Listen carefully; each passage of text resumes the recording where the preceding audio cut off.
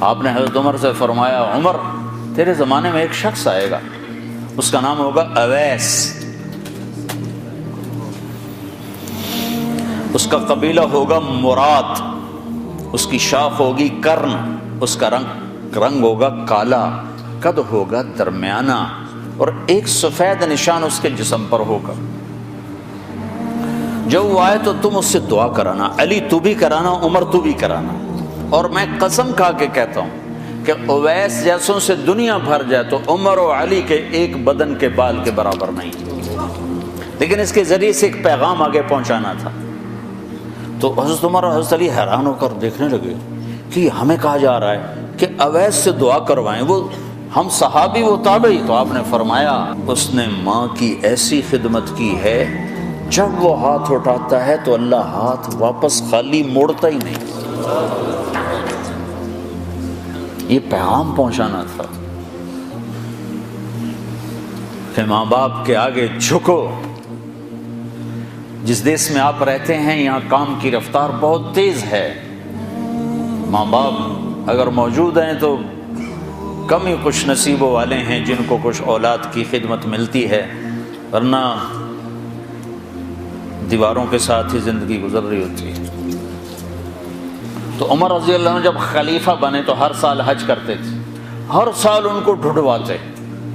اب مجھے یہ نہیں پتا درمیان کے کوئی سال ہوں گے کہ ایک سال آپ نے حج پر سارے حاجی اکٹھے کر لیے، ایسے اپنے سامنے کا کھڑے ہو جاؤ بھائی، سب کھڑے کر لیے، کہنے لگے بیٹھ جاؤ سارے یمن والے کھڑے رہو، تو سارے بیٹھ گئے، یمنی کھڑے رہے، کہ سارے یمن والے بیٹھ جاؤ، قبیلہ مراد والے کھڑے رہو، تو سارے یمنی بیٹھ گئے، مراد والے کھڑے رہے۔ اس سال میں یمن گیا جماعت میں تو اویس کرنی کے گاؤں گیا، ان کی جگہ پیدا ہوئے، جو ان کا قبیلے کے لوگوں سے ملا، اس علاقے سے گزرا، دیکھا کہ اچھا یہاں وہ ہستی پیدا ہوئی تھی۔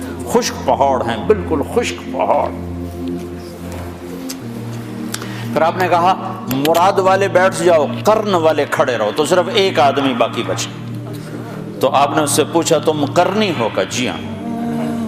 اویس کو جانتے ہو؟ کہ جانتا ہوں، میرا سگا بھتیجا ہے، میرے بھائی کا بیٹا، لیکن وہ تو تھوڑا پاگل سا ہے، آپ اس کا کیوں پوچھ رہے ہیں؟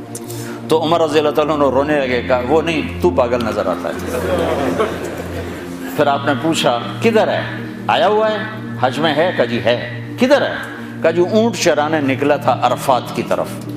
تو حضرت عمر نے حضرت علی کو ساتھ لیا اور دوڑ لگائی اور پہنچے عرفات کی طرف، تو دیکھا تو ایک آدمی ایک کیکر کے درخت کے نیچے نفل پڑ رہا اور اونٹ اس کے چاروں طرف چر رہے ہیں۔ تو یہ دونوں حضرات بیٹھ گئے، تو انہوں نے اویس نے محسوس کیا کچھ آ گئے لوگ، تو انہوں نے نماز مختصر کر دی، سلام پھیرا۔ تو حضرت عمر نے پوچھا کون ہو بھائی؟ کہا جی مزدور ہوں۔ کہا تیرا نام کیا ہے؟ کہا جی اللہ کا بندہ۔ کہا بھائی ہم سارے کے بندے ہیں، میں پوچھ رہا ہوں جو نام تیری ماں نے تیرا رکھا وہ کیا ہے؟ تو وہ تو پہچانتا نہیں تھا کہ عمر کون ہے، علی کون ہے، وہ تو پہلی دفعہ حج پہ تھا۔ وہ کہنے لگا تم کون ہو میرا انٹرویو کرنے والے؟ انٹرویو تو میں اپنی طرف سے کہہ رہا ہوں۔ میں کہا تم کون ہو میرا پوچھنے والے؟ تو حضرت علی بولے یہ امیر المومنین ہیں عمر بن خطاب اور میں ہوں علی بن ابی طالب۔ پھر وہ ایسے ایک دم گھبرائے، دونوں کو سلام کیا، میں معذرت چاہتا ہوں میں نے پہچانا نہیں۔ تو عمر رضی اللہ عنہ نے فرمایا ہاتھ اٹھا، ہاتھ اٹھا۔ برمنگم والوں کو پیغام پہنچے کہ ماں کی خدمت کیسے کی جاتی، کہ عمر جیسا ہاتھ اٹھوا رہا ہے، علی جیسا، علی جیسا۔ تو وہ کہنے لگے میں آپ کے لیے کیسے ہاتھ اٹھاؤں، میری اوقات ہے کہ میں آپ کے لیے دعا کروں؟ کہاں، ہمیں ہمارے نبی کا حکم تھا کہ اویس آئے تو اس سے دعا کروانی ہے، کہ جب وہ ہاتھ اٹھاتا ہے تو وہ ہاتھ خالی نہیں آتے۔